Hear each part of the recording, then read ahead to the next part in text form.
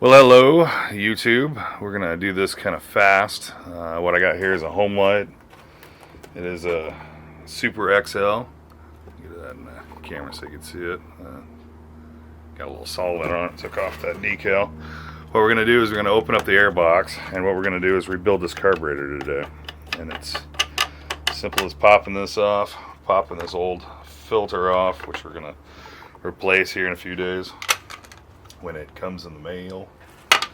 And if you can see, that's a Zama carburetor, Zama 6.2.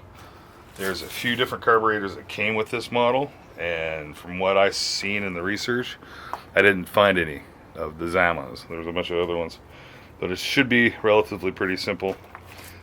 Before, I've messed with the saw before, and it didn't have any. Ew, that's gunky. We're gonna clean that out today. The had been used in a really long time, and the fuel line had literally rotted it off into the gas tank. You can see right here. This is a weird one, but this is the fuel line. It goes into the gas tank through here, through this passage in here, and into the tank. And it didn't have a filter, didn't have any. In fact, I pulled this up, and the whole thing separated from the gas tank, and there wasn't anything there. So that fuel line is indisposed inside there. It's basically deteriorated over the years. We've got to flush that out, which we'll do after we replace this carburetor. But what we have is a linkage here for the choke. We have the throttle linkage, and then obviously this is connected to a body.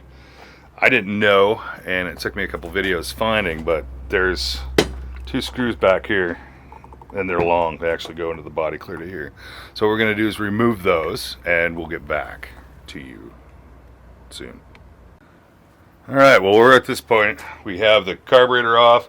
This is Reassembly. It looks really clean, which is a good thing. On the camera there. It's the Reassembly. We're going to stick that back because we don't want to lose it, and we don't want to put it in backwards. As you can see, I got a surgical clip on the gas, on the fuel line, keep it from going anywhere. This is the gasket for the carburetor, and this is the bad boy itself, the main beast here.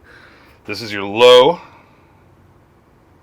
idle screw, and then this is your high. We're going to leave those in there, but we're going to go systematically through this and just take it off.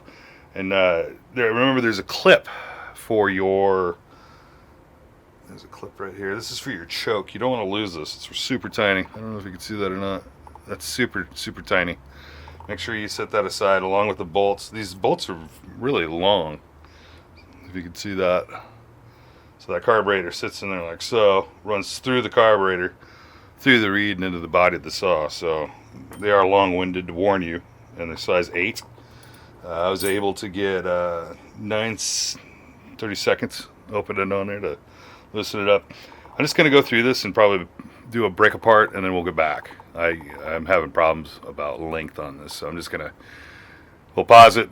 By the time we come back, I'll have it all broken apart with the new gaskets, and then we'll put it back together. Alright, well, here we are. Carburetor's pretty much stripped down. These are the extra parts. They're not extra parts, the are the parts of what we need to replace underneath this spring assembly. If you look at this spring assembly, it looks like it's low on the action when it comes to the throttle body. So that'll be adjusted with the new parts. Now, this gasket is the diaphragm gasket. This is the bottom of the carburetor, which sits just like this, boom, on the carburetor. Now you want to lift that up and analyze it. There's actually two gaskets, and now this is what we want to look at for when you're putting your new kit on. You could analyze this. There's two gaskets. There's one gasket's the diaphragm, and then there's the gasket. So you got the gasket, trying to show you guys here on the thing, I can't see very well, and then the diaphragm itself, the new diaphragm. This other one is a little bit more tricky. This actually looks to be like two gaskets. You could feel them. This is the reeds. You got baby reeds for the fuel.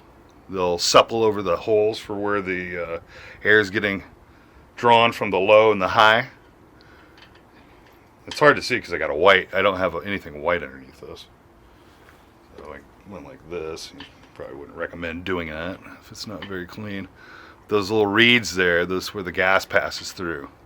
But this is two gaskets together, and it's hard to tell, but there's a gasket on top, and then it's the supple one.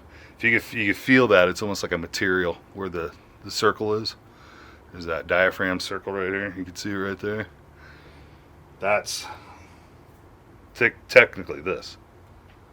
It just hasn't had the circle pressed on it, like so. So you have the circle there. That should be a diaphragm that moves.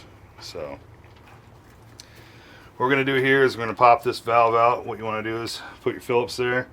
Stick your finger over the top because there's a spring underneath this.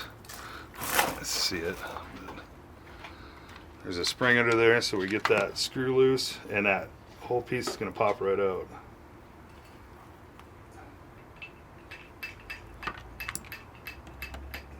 Get that spring completely out.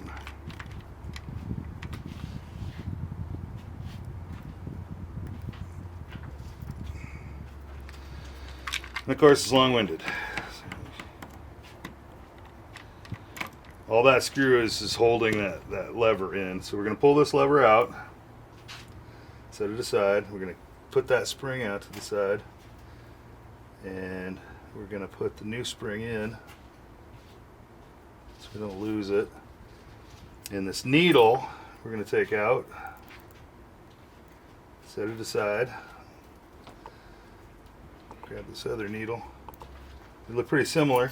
So we're going to drop it in. And now we need to make the contraption of what this was. So we have a pin. Let's do this. And that's going to sit there like so. Make sure that lever's underneath that valve. There, that needle. We're going to push that back down. Now we're going to put that screw back in, and this will be the whole assembly for the jet, the main jet, not Joan jet, but the main jet. Tighten this down, and we should be good to go, and I can let go of it. Now they say technically, by looking at the body of the carburetor, as you're looking over the top, if you had some kind of a level or something that come across this, it should be level with the top, and it looks pretty close. So we're gonna, it's got good spring to it, she's tightened down.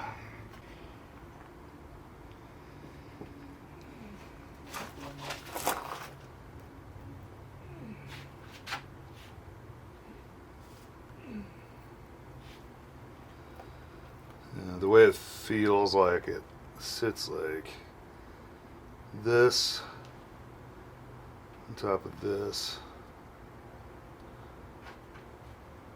So it's like that.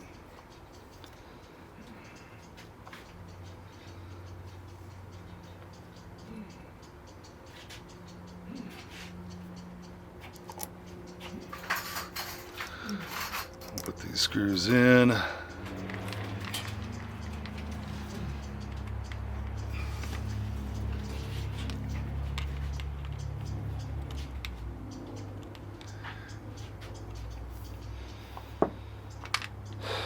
From this research that I've done,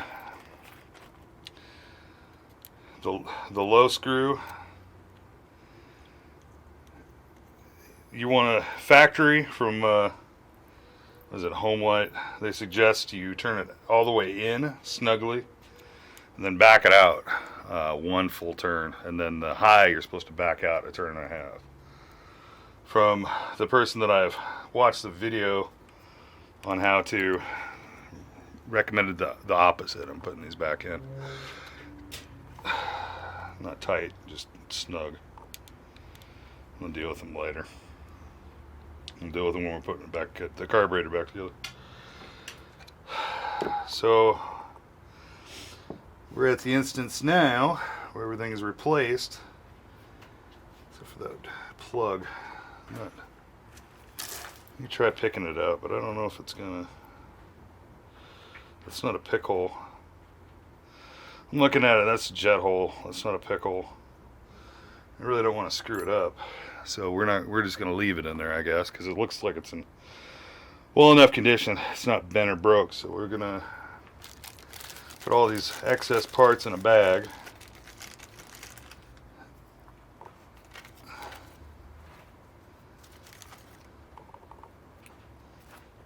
And continue on. So this is the original. The diaphragm here looks to be, that gasket looks to be on the outside of that. So we're going to go like that. Lay it down like such. So it goes gasket, diaphragm, plate.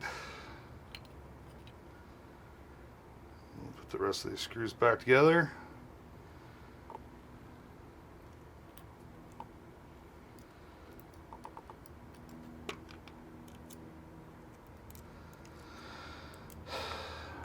Pull this back to us.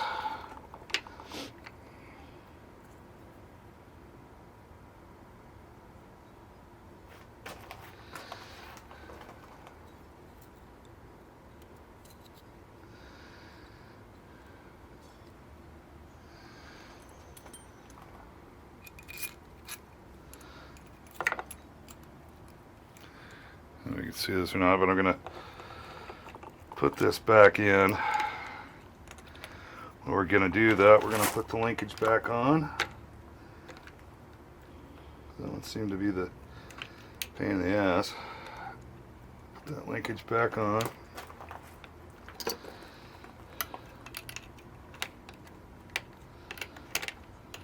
That. We're still closed off. In fact, right now would be a good time to put the fuel line back on. So what we're going to do is I'm going to bend this back out of the way. Hopefully not spray gas in my eyes too. Put this hose back on and then we get this out of the way. So now we have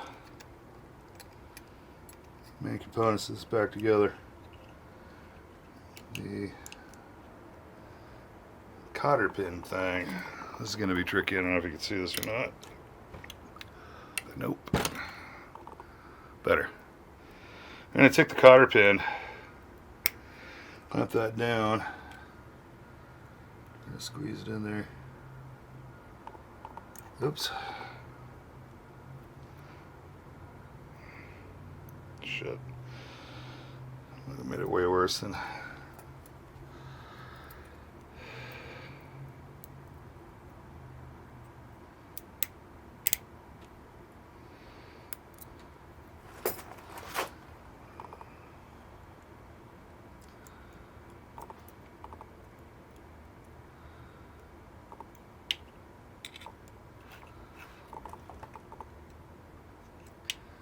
We should wait on that until we get it bolted, because it's, there it goes. Okay, it's in. So now it's saying I'm just going to push down with my thumb. It should be good. Now we need to get this started, and that's going to be tough.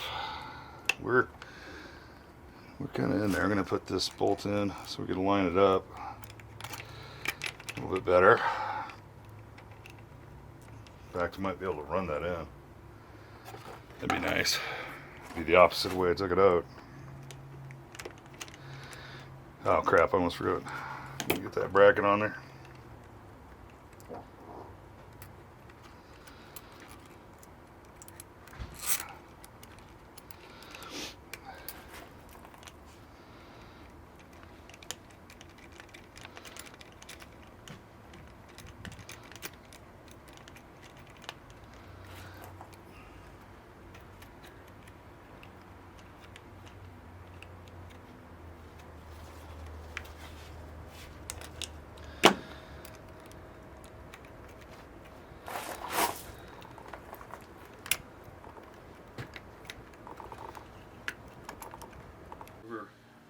Used it, didn't know what the hell they were doing. Just dumped it in there. That's true.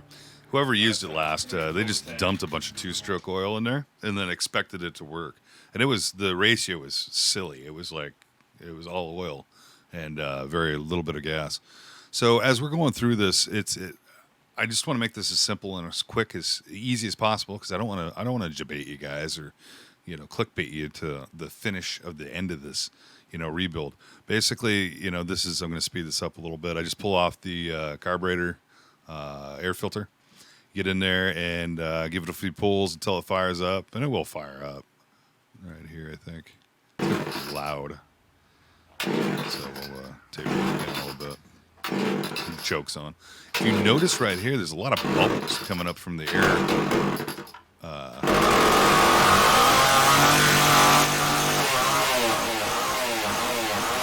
Do you see these air bubbles coming in through the fuel line to the gas tank?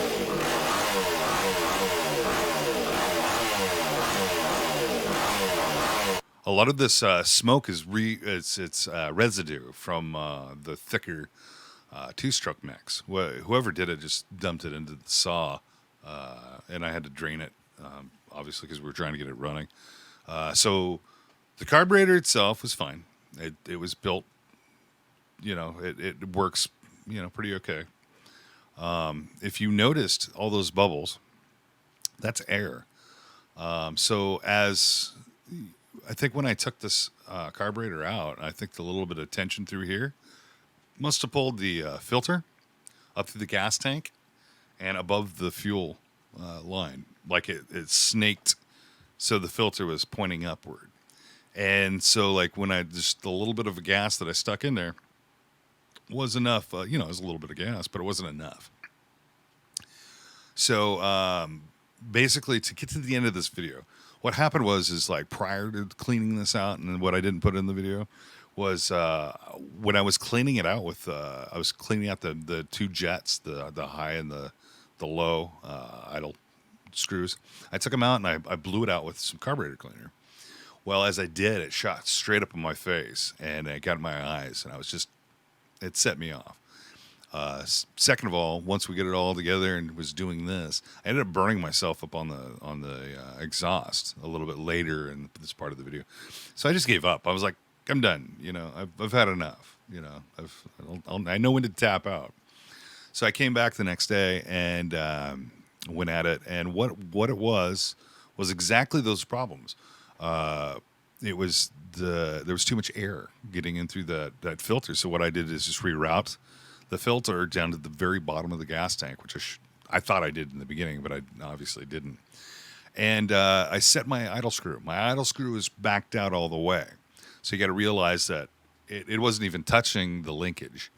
And just to sum it up to help you guys out just a little bit, I want to put these little notes in here because it's pretty important. From the maker of Homelite, there's you have your idle screw, and then right below it you have your low and your high. So that low by Homelite is spec'd for, if you turn them all the way in, is one full turn out. And on the low, on the high, it's supposed to be full turn and a half. The fellow that I was watching a lot of these YouTube videos on how he was tuning most of these Homelites, it was the opposite. It was one full turn and a half out, and one full turn for the high. And so I believe I went with his method.